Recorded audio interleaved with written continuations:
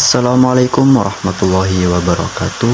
Perkenalkan, kami dari kelompok 12. Di sini kami akan menjelaskan tentang aksi kolektif masyarakat dalam menggunakan kris pada transaksi penyeberangan kapal feri Ujung Kamal. Berikut adalah anggota dari kelompok 12. Yang pertama ada Iklima Aulan Nuri Sabila dengan NIM 210231100137. Dan yang kedua ada Zidan Akmal Nafis Jamil dengan NIM 210231100138. Dan yang ketiga ada Yanti Amelia dengan NIM 210311000139. Masuk pada bab pertama, yakni pendahuluan. Sebagai negara kepulauan, Pelabuhan Perak Ujung Kamal merupakan pusat penting dalam jaringan transportasi laut di Indonesia. Mengalami keterlambatan dalam sistem transaksi penyeberangan. Sistem e-tol yang sebelumnya digunakan sudah tidak memadai untuk kebutuhan modern. Masyarakat dan lembaga terkait PT ASDP Indonesia Ferry menyadari perlunya perubahan sistem menjadi e-tiket. Paper ini membahas mengenai aksi kolektif masyarakat dalam mendorong perubahan ini dengan tujuan menciptakan sistem yang lebih efisien, modern, dan sesuai dengan perkembangan teknologi di era digital. Aksi kolektif melibatkan upaya mengedukasi publik, mengumpulkan dukungan, dan berinteraksi dengan pihak berwenang demi memberikan manfaat positif bagi semua pihak yang terlibat. Baik, selanjutnya. Nah, tujuan dari penelitian ini untuk apa sih? Nah, tujuan dari penelitian ini ada 3. Yang pertama, mengetahui peran pemangku kepentingan PT ASDP Ferry Indonesia dalam menciptakan perubahan sistem transaksi penyeberangan kapal feri Ujung Kamal. Yang kedua, mengetahui aksi kolektif masyarakat dalam merespons kebijakan etiket yang ditetapkan PT ASDP Ferry Indonesia. Yang ketiga, mengetahui dampak perubahan aturan dan aksi masyarakat dalam merespon kebijakan cashless pada transaksi penyeberangan kapal feri Ujung Kamal. Pada metode penelitian ini, kami menggunakan data primer yang kami peroleh melalui observasi dan juga wawancara, serta data sekunder yang kami peroleh dari berbagai sumber literatur seperti jurnal, publikasi ilmiah, dan internet dengan tema yang sesuai dengan topik yang kelompok kami bahas. Sedangkan observasi kami lakukan dengan mengamati jumlah penumpang kapal yang cenderung menurun dibandingkan sebelum diberlakukannya sistem etiket ini. Sedangkan wawancara kami lakukan dengan 47 orang mahasiswa yang mana 20 diantaranya masih menggunakan kapal sebagai transportasi penyeberangan dari Pelabuhan Ujung Kamal maupun sebaliknya. Nah, wawancara ini juga kami lakukan dengan Ibu Siti Atiyah, seorang pedagang asongan di kapal yang biasa menjual air mineral serta kacang-kacangan, dan juga Bapak Maksun, seorang supir angkot yang mengaku penghasilannya menurun setelah adanya diberlakukan sistem etiket ini.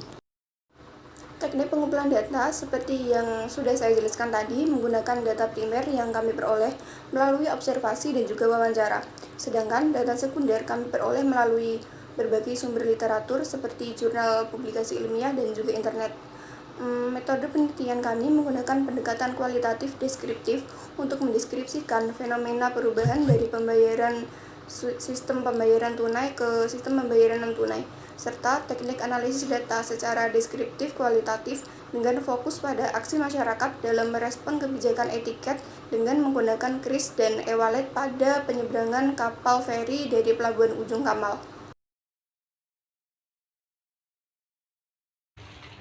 Selanjutnya di sini ada proses adaptasi, di mana perkembangan teknologi telah mengubah pola transaksi dari tunai menjadi non-tunai. Di konteks penyeberangan kapal feri Ujung Kamal, awalnya menggunakan pembayaran tunai, kini beralih ke QRIS dan e-wallet, mendekati era cashless society. Meskipun proses adaptasi terasa sulit bagi masyarakat berusaha lanjut yang terbiasa dengan transaksi tunai, teknologi QRIS dan e-wallet dianggap lebih praktis oleh mereka yang melek teknologi. Perubahan ini menimbulkan tantangan, memerlukan kesiapan dan pembekalan kepada masyarakat agar dapat menghadapi era cashless dengan lebih mudah.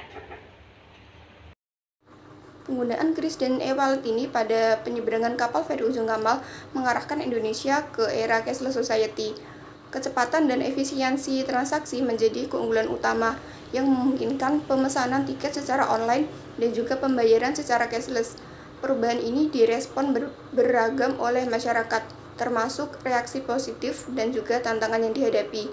Berdasarkan hasil wawancara dengan 20 orang penumpang kapal feri Ujung Kamal, 13 di antara mereka menggunakan e-wallet dan 7 orang menggunakan QRIS. Mereka mengaku ada beberapa tantangan dalam sistem baru ini, tetapi mereka setuju dengan langkah yang diambil oleh PT ASDP Indonesia Ferry untuk menuju Indonesia ke era cashless society.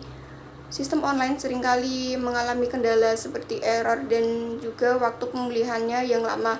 Hasil penelitian ini menunjukkan permasalahan dalam akses dan penggunaan sistem online ini. Dari 40 mahasiswa, 27 diantaranya beralih ke Jembatan Suramadu untuk menghindari sistem tiket yang baru, karena dalam penerapannya, sistem baru ini banyak mengalami kendala, terutama pada web pemesanan tiket yang sering mengalami error. Nah, berikut ini adalah dampak ketika perubahan sistem itu telah dilaksanakan.